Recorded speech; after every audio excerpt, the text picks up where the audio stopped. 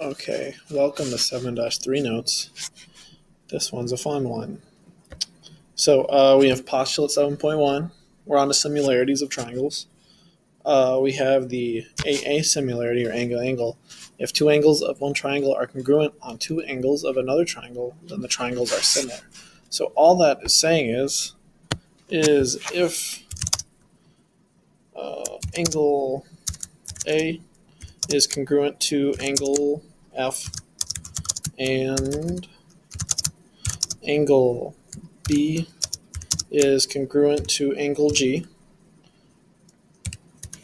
then the two triangles are congruent. Or I'm just going to put tri ABC is congruent to triangle FGH, and order does matter.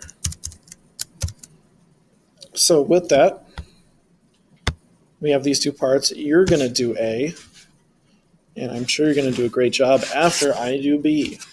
So B, we figure out if they're similar. We're going to use the A similarity again. With these two parallels, RX and TW, we know with alternate interior angles that STW is going to be equal to the opposite RXS. And two ways you could do this. I'm just going to do the other side. So we would have the other angle, XRS, is going to be equal to TWS. So now we have two angles in there that are congruent. So we can say they are similar. So that's a yes.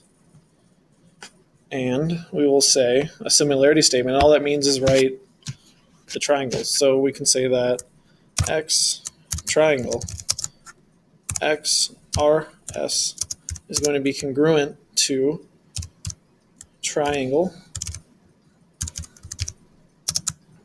If we start at X, we're going to start at T, go to W, and then S. And that's all you do. So try A and do a great job. Way to go.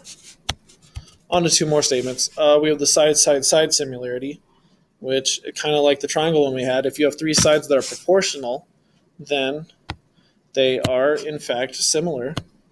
So for instance, if this will work, where is it? There we go. So if we have basically the colored sides, JL divided by MQ, or let me do it this way, MQ divided by JL, that has to be equal to JK divided by MP. And again, these are all proportions. And finally, PQ is proportional to LK. Then these two triangles are in fact similar. So then triangle MPQ is similar. I don't know, I've been putting equals, that's wrong. Similar little squiggle to JKL. Here, let me go up and fix that. So I'm sure you're taking great notes. You'll be happy to change this to a similar, not an equals. So if we have SAS, then we have basically kind of the same thing as SAS are before. You have two sides, RS divided by YX equal to ST divided by YZ. And in between those angles, we have, or in between the sides, we have like angle S is congruent to angle Y. Then the two triangles are similar, not equal. So we have triangle, let's say STR is similar to triangle YZX. So using those facts, we have two problems here. This time I'm going to do A and you'll do B. So for A, since we have three sets of sides, it looks like we're going to do side, side, side. And in order to do that, we would have to do the scale factors or proportions of each. So We'll use the sides that we have. So I'm going to say side PQ, which is 6, divided by TS, which is 15, has to equal, this is where it may get difficult, but QR, which is 5, divided by TR, which is 12.5, and that has to equal the other sides, 8 and 20. So PR is 8 divided by 20. Those all have to be the same, so we do some math, we reduce them. This one, you divide each of those by 3, so we'd have 3/5. That would have to equal, and I'm just going to make it so it lines up better. 5 divided by 12, kind of maybe more hard to do, but if you divide each of those by 2.5, you're going to get 2 divided by 5, which you can already see won't be similar, and this one would end up being 3/5.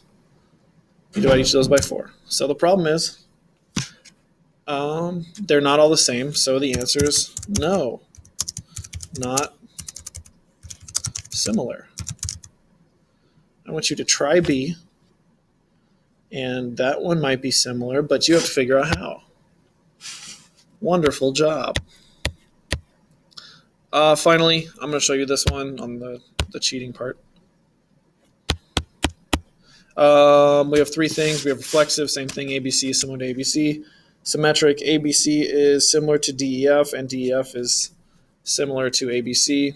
Finally, transitive, it's the A plus, if A equals B and B equals C, then A equals C.